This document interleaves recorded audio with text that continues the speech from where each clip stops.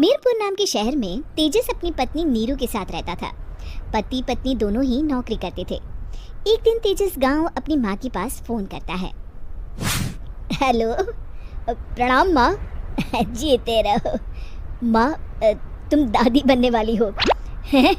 अरे वाह, ठीक है बेटा, मैं कल ही आती हूँ। जब माँ जी शहर पहुंची तो बेटी बहू ने बहुत अच्छे से स्वागत किया। लीजिए माँ जी चाय। अरे गर्मा गर्म पकोड़े ले आओ माँ के लिए। नीरू रसोई में गई और 2 मिनट में ही पकोड़े ले आई। जी ये लीजिए। बहू जादू से बनाए हैं क्या? अभी तो रसोई में गई थी। यम्मी। माँ जी, शीला रसोई में पकोड़े तल रही है, मैं बस लेकर आई। हे भगवान, मेरा धर्म भ्रष्ट कर दिया तूने। अब तो गंगा जल से शुद्धिकरण करना होगा। दूसरे दिन, माँ जी मैंने नाश्ता बना दिया है, ऑफिस जा रही हूँ। पर अभी तो घर का सारा काम पड़ा है। शीला आती ही होगी, झाड़ू पोछा बर्तन कपड़े वो सब कर लेगी। हमारे जमाने में घर का सारा काम हम ही करते थे। जी माँ जी, आप बहुत होशियार हैं, मैं घर ऑफिस दोनों नहीं संभाल पाती।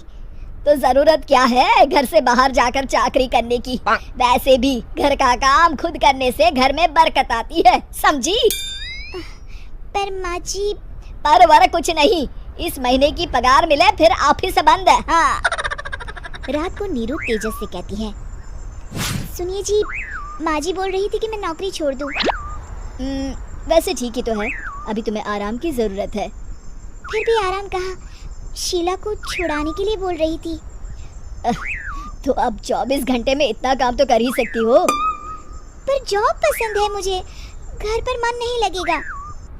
अगले दिन जब दोनों ऑफिस के लिए निकल रहे थे, मेरी तो कोई कीमत ही नहीं है इस घर में। माँ जी, आजकल महंगाई बहुत है, रहन सहन भी बदल गया है, दोनों नौकरी करते हैं तभी ठीक रहता है। अच्छा, तू कहना क्या चाहती है? मेरा बेटा तुझे बिठा के खिला नहीं सकता? तू ही इस घर का खर्च चला रही है, हैं? नहीं माँ जी, मेरा वो मतलब नहीं था। मतलब खूब समझती हूँ, ये बाल धूप में सफेद नहीं किए मैंने। हाँ। अब तो ये रोज का काम हो गया था। तेजस भी रोज की झिकझिक से परेशान हो गया था। एक दिन उसने कहा, नीरू, वैसे भी तुम्हें मैटरनिटी लीव मिलने वाली है, तो अभी से ही छुट्टी ले लो। पर क्या, मेरी सैलरी अच्छी खासी है। आखिर नीरू ने रिजाइन कर दिया। जब बच्चा हुआ तो घर में सब बहुत खुश हुए। कुछ दिनों बाद तेजस फाइल देख रहा था। क्या हुआ तेजस, कुछ परेशान लग रहे हो? हाँ, वो हमारी जितनी सेविंग्स थी वो तो हॉस्पिटल में और छठी के फंक्शन में खत्म हो गई है नीरू। और अभी वैसे मंदी चल रही है तो मैं बोल रही थी कल मुन्ना को हेपेटाइटिस का टीका लगवाना है। नीरू, क्या पोस्टपोन नहीं कर सकते? नहीं जी, बिल्कुल नहीं। अब तेजस को समझ में आ रहा था कि उससे गलती हुई है। पैसों की कमी का असर घर के माहौल पर भी पड़ रहा था। अगले दिन, बेटा मेरा चश्मा और ये दवाइयाँ ले आना, पर्चा देते हुए माँ जी ने कहा। जी। तेजस, मुन्ना के लिए दूध का डिब्बा और डायपर भी ले आना, और ये किराने के सामान की लिस्ट है, इसे भी लाना है। तेजस गुस्से में लिस्ट मरोड़कर फेंकता है और चिल्लाता है, पैसे क्या पेड़ पर उगते हैं?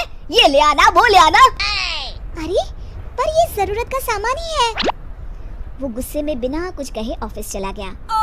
अरे अरे लंच तो ले जाइए। नीरू दौड़कर डिब्बा पकड़ाती है।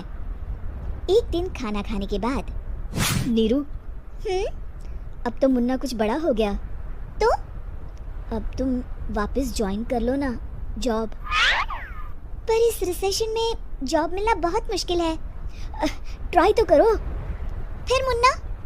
माँ जी है ना, और एक फुल टाइम मेड भी लगा लेंगे। पर माँ जी, उन्हें तो पसंद नहीं। तभी माँ जी वहाँ आ जाती है और प्यार से नीरू के सर पर हाथ फेरते हुए बोलती है, अब मेरी समझ में आ गया बहू, पहले के और अब के समय में अंतर है। तुम काम शुरू करो, मुन्ना की जिम्मेदारी मेरी। मेरी प्यारी माँ जी। ये कहकर नीरू उनके गले लग गई। शिक्षा, परिवर्तन संसार का नियम है, हमें भी समय के साथ चलना चाहिए। उम्मीद है कि आपको हमारी ये कहानी पसंद आई होगी। कृपया हमारे चैनल को सब्सक्राइब करें और सभी अपडेट्स के लिए बेल आइकन जरूर क्लिक करें। और हाँ, वीडियो लाइक और शेयर करना मत भूलिएगा। Bye bye.